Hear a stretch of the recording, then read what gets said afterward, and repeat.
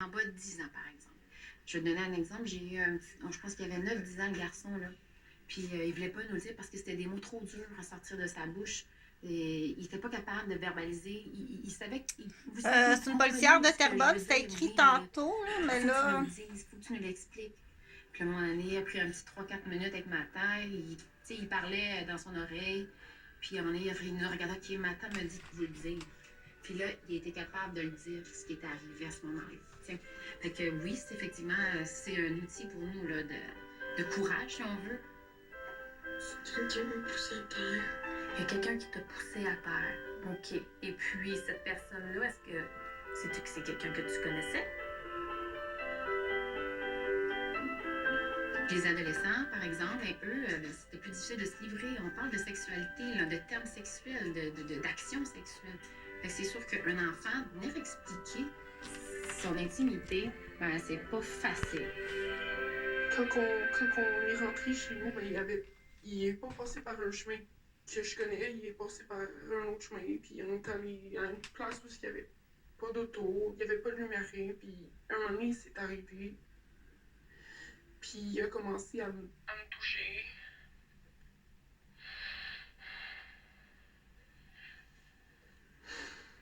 Puis il a continué encore. Puis j'ai demandé d'arrêter, puis j'ai dit d'arrêter, puis lui, il avait l'air de trouver ça drôle. Puis quand je suis sortie, il a dit c'est ça, des câlisses, là. Puis il est parti, puis il m'a laissé là.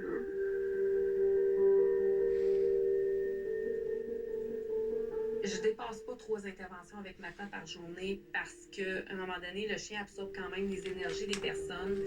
Après 3 interventions, on le voit, elle est fatiguée, elle a son petit coin à elle, tranquille, elle peut aller se reposer. C'est comme si j'ai toujours ma partenaire qui est à côté de moi, puis j'aime ça la regarder, j'aime ça aller la flatter de temps en temps. Des fois, je trouve qu'elle a l'air bien, fait que ça fait en sorte que je me sens bien aussi.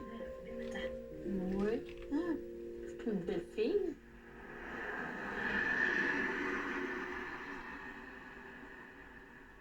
D'avoir un élément qui soufflait pour la réussite à la maison. Vous montez la rue du Carrefour, vous tournez à votre gauche sur Montépaiement et ensuite à votre droite pour la rue Prud'homme. Ça se passe bien, mais vu que on est tous en train d'inventer le système avec le chien, c'est la première fois qu'il y a un chien Mira pour les paramédics, ben, il faut que je m'adapte, puis il y a comme 250 bénéficiaires, ce chien-là. C'est pas comme un chien comme pour aveugle ou pour autiste. Ouais, bon chien! Il a fait plusieurs interventions. Je suis premier surpris de la réaction. Vraiment, là. Je suis tout le temps rendu dans les hôpitaux. Je vais rencontrer mes équipes dans les hôpitaux. La première intervention que Boba a fait, c'était dans ce cadre-là. J'ai été rencontrer des paramédics à l'hôpital. Après que j'ai rencontré les paramédics, j'ai décidé d'aller voir les infirmières parce que c'était un enfant qui était décédé, puis l'ambiance était très, très lourde. Puis effectivement, quand je suis rentré dans la salle de réanimation, ils se sont tous retournés, puis ils ont tous dit « Ah, Boba! » Les infirmières sont toutes venues voir le chien. Les infirmières pleuraient tous, fait que c'était assez touchant. Ça donne le droit à tout le monde de vivre leurs émotions. C'est ça que ça fait. Doucement, Boba, doucement.